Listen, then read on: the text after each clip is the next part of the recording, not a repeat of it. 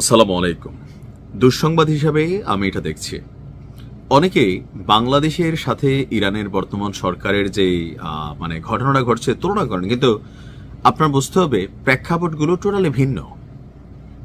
ইরানে যে ঘটনাটা ঘটছে এটার পেছনে কারা, আপনি নিশ্চয়ই বুঝতে কোনো অসুবিধা হচ্ছে না, নাকি হচ্ছে?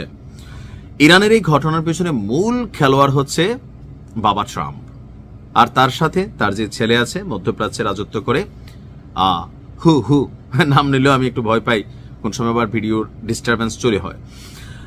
তো এই ঘটনাগুলোকে যখন গতকালকে আপনারা নিশ্চয়ই ইরানের পররাষ্ট্রমন্ত্রীর একটা বক্তব্য শুনছেন যে এই মুহূর্তে প্রায় 1000-এরও বেশি মানুষ 31টি প্রদেশের 100-র বেশি শহরে ছড়িয়ে পড়া এই ঘটনায় 1000-এরও বেশি মানুষ তারা এখানে শুট আউট হয়েছে, অনেকে মারা গিয়েছে।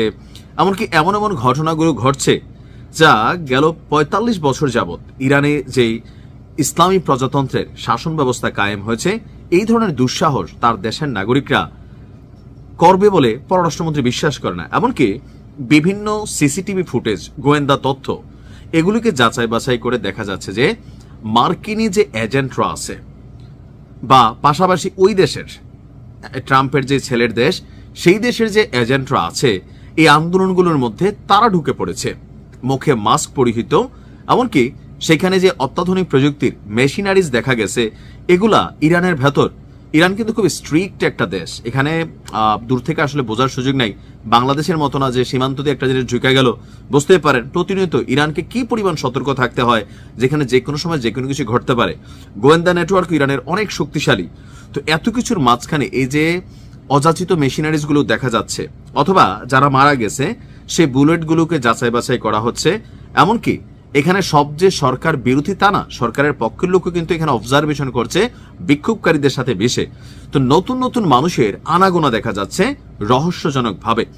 আসলে ব্যাকগ্রাউন্ডে কি 100% পশ্চিমারা এত বছর ধরে যেই কাজটা করতে পারে নাই, আরবের একটা মাত্র রাষ্ট্র, এটা হচ্ছে ইরান, যাদেরকে বসে আনতে পারে নাই, যাদেরকে বাঁকাইতে পারে নাই, অভাব অনটনে ইরাক, সিরিয়া, আফগানিস্তান বানাইতে পারে নাই, এই একই কাজটা ইরানের জনগণের হাত দিয়ে করানোর চেষ্টা চলছে। আর আপনারা জানেন বাংলাদেশে যেমন কোটা আন্দোলন দীর্ঘদিন যাবৎ কিন্তু চলতেছিল, কিন্তু আন্দোলনের গতিটা কখন পাইল?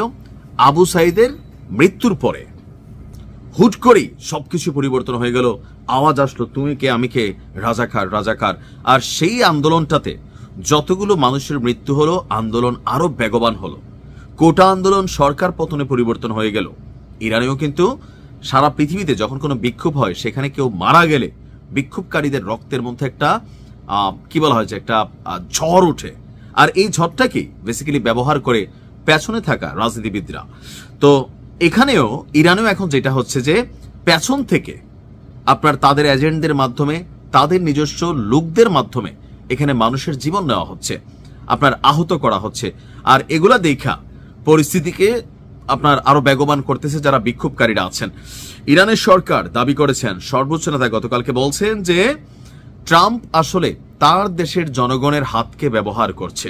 এমনকি তার দেশের এজেন্টরা, ডিপ স্টেটের লোকেরা ইরানে এই মুহূর্তে অনুপ্রবেশ করেছে, অথবা তারা ঘাপটি মেরেছিল দীর্ঘদিন যাবৎ, যেটা বিভিন্ন সময় ছোটখাটো যুদ্ধের মাধ্যমে করতে পারে নাই, সর্বশেষ অভিযান চালিয়ে করতে পারে নাই। সে একই কাজ আজকে কত সহজে তারা করতে পারছে। সর্বোচ্চ নেতা আফসোস করে বলছেন, এত বছর ধরে ইরানকে যেভাবে সাজানো হয়েছে, ইরানের সার্বভৌমত্বকে যেভাবে সিকিউর করা হয়েছে, আজকে তিনি বলছেন যে তার কাছে কষ্ট লাগে যে তার দেশের জনগণ নিজেদের রাস্তা, নিজেদের সরকারি ভবন, নিজেদের সবকিছু, সিকিউরিটি সিস্টেম, সার্বভৌমত্ব, এই যে স্টারলিং চলতেছে, এটা কি সিস্টেমকে হ্যাক করতেছে না? অবশ্যই করতেছে। ইরান নেটওয়ার্কের মধ্যে আপনার স্টারলিং অনুপ্রবেশ করতে পারতেছে, ভেতর থেকে কোথাও না কোথাও একটা অ্যাক্টিভিটিস চলতেছে। আপনাদের সর্বশেষ খেয়াল থাকার কথা, ইরানে যে অভিযান চালাইছিল ট্রাম্পের ছেলে, তো সেই অভিযানে আমরা স্পষ্ট ভিডিও ফুটেজ দেখছি ঘটনার দিন মাত্র কয়েক সেকেন্ড আগে কিভাবে ভেতর থেকে দরজা খোলা হয়েছে, আপনার আকাশ প্রতিরক্ষা সিস্টেমকে অকার্যকর করে দেওয়া হয়েছে ফিজিক্যালি। ওই রকম যদি একটা ঘটনা ঘটে, পরে নাম শুনলাম কার? মোসাদের। এখন মোসাদ কি সরাসরি ওই দেশ থেকে এসে ঢুকে না, ইরানে থাকা কিছু লোভী মানুষ যারা টাকার বিনিময়ে, বড় ভবিষ্যতের বিনিময়ে, ভবিষ্যতের স্বপ্নে নিজের দেশকে হুমকির মুখে ঠেলে দেয়। এই মুহূর্তে অনেক এজেন্ট আপনার আমেরিকার বা আরো বিভিন্ন দেশের যারা ইরানকে বাগে আনতে চায় তারা কিন্তু খেলছে। আল্লাহ ইরানকে হেফাজত করুক। কতক্ষণ টিকবে এই সরকার জানি না, পরিস্থিতি খারাপের দিকে যাচ্ছে, মৃত্যুর সংখ্যা বাড়ছে। ভালো থাকুন।